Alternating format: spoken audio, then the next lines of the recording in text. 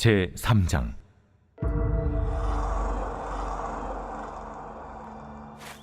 이스라엘 자손들아, 여호와께서 너희에 대하여 이르시는 이 말씀을 들으라.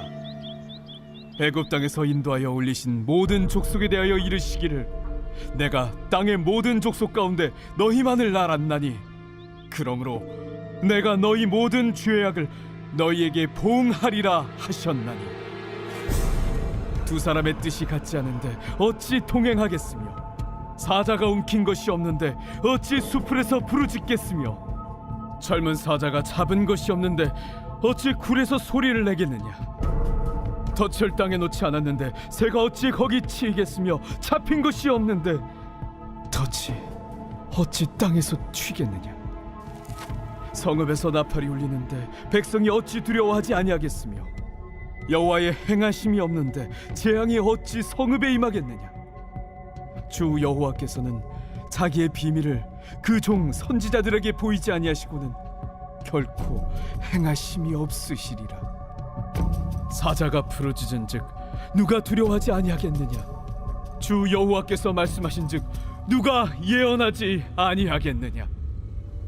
아스돗의 궁궐들과 애굽 땅의 궁궐들에 선포하여 이르기를, 너희는 사마리아 산들에 모여 그 성 중에서 얼마나 큰 요란함과 학대함이 있나 보라 하라.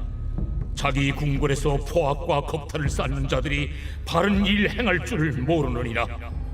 그러므로 주 여호와께서 이와 같이 말씀하시되, 이 땅 사면에 대적이 있어 내 힘을 쇠하게 하며 내 궁궐을 약탈하리라. 여호와께서 이와 같이 말씀하시되, 목자가 사자 입에서 양의 두 다리나 귀 조각을 건져냄과 같이 사마리아에서 침상 모서리에나 걸상의 방석에 앉은 이스라엘 자손도 건져냄을 입으리라. 오늘 본문에 나오는 말씀은 사마리아에 내리신 하나님의 벌이라고 할 수 있습니다. 여러분, 이 사마리아라고 하는 이 도시는 부자들만 사는 도시이고 굉장히 화려하고 부유한 도시였습니다. 왜 부자들만 사는 도시가 되었는가 하면 가난한 사람들을 다 내쫓았기 때문입니다. 돈이 없고 재력이 없는 사람들을 의도적으로 내어버렸던 도시가 바로 사마리아였습니다. 그리고 장애인들도 다 내어 쫓아버렸습니다. 몸이 시원찮은 분들을 다 쫓은 것입니다. 그러니까 사마리아 사람들 중에는 집을 몇 채씩 가지는 사람도 생겼습니다. 그러니까 사마리아 사람들은 약자들을 포용하지 못하고 자기들의 이익을 위해서, 편의를 위해서 연약한 자들을 쫓아내었던 사람입니다. 그러면서 자신들은 호화스러운 삶을 살았습니다. 예를 들면 12절에 나오는 것처럼 사마리아에서 침상 모서리에나 걸상의 방석에 앉은 이스라엘 자손도 건져냄을 입으리라. 이런 말씀이 있는데, 당시에 침상 생활이 흔치 않은데 침상에서 생활을 하고 걸상에 비단 방석까지 걸친 것이라고 기록이 되어 있는데, 다시 말해서 소파 생활을 한 것입니다. 그 당시 호화스러운 집에 값비싼 가구를 가지고 있는 그런 생활을 한 것입니다.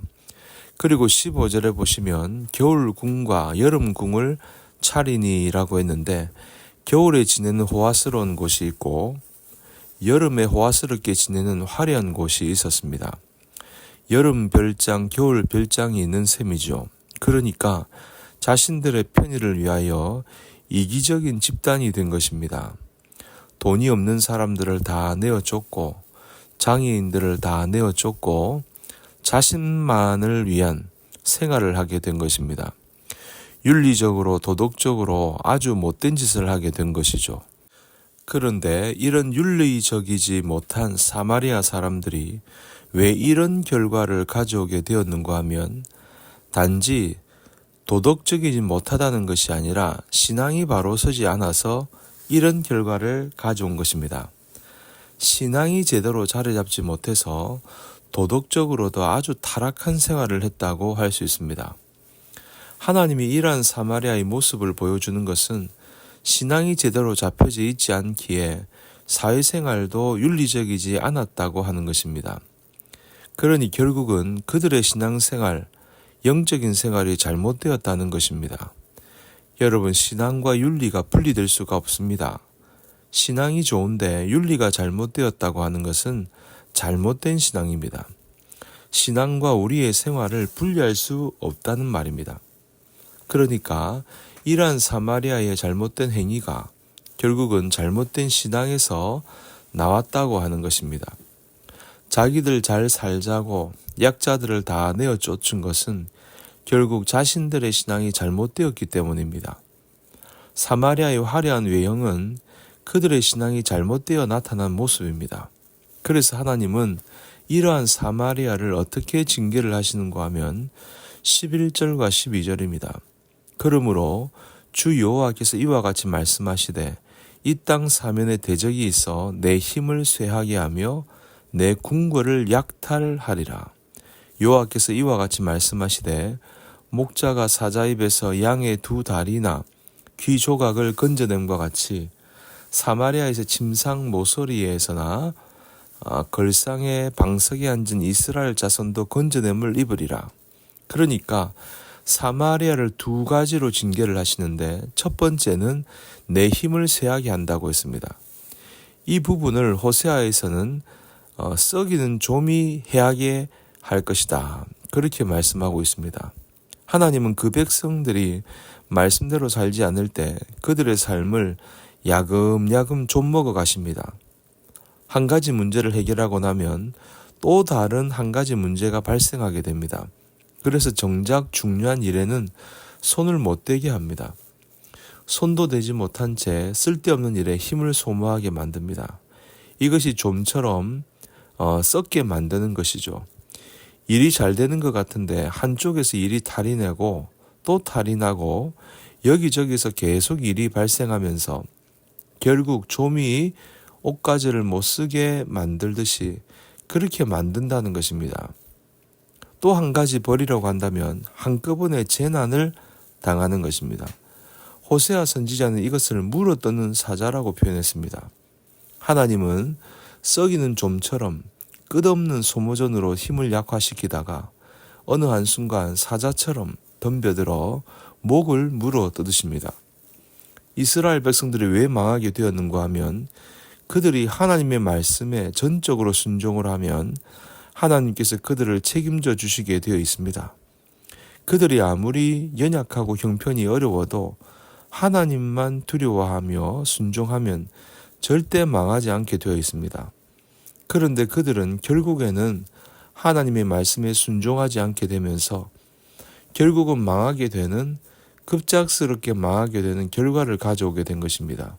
그러므로 여러분, 우리가 정말 신앙으로 제대로 서지 못하면 조금씩 야금야금 우리의 삶이 좀먹게 되는 것입니다.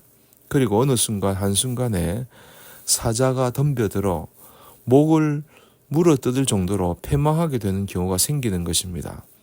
사마리아 성에게 내린 벌이 우리에게 주는 교훈입니다. 그러므로 여러분, 하나님은 우리에게 주시는 말씀에 순종하고 나아갈 때, 그리고 그들의 우상을 제거할 때 하나님은 그 뜻을 돌이키시고 회복시키시지만 끝까지 돌아서지 않으면 아무리 우리가 일어서려고 해도 되지 않는 것입니다.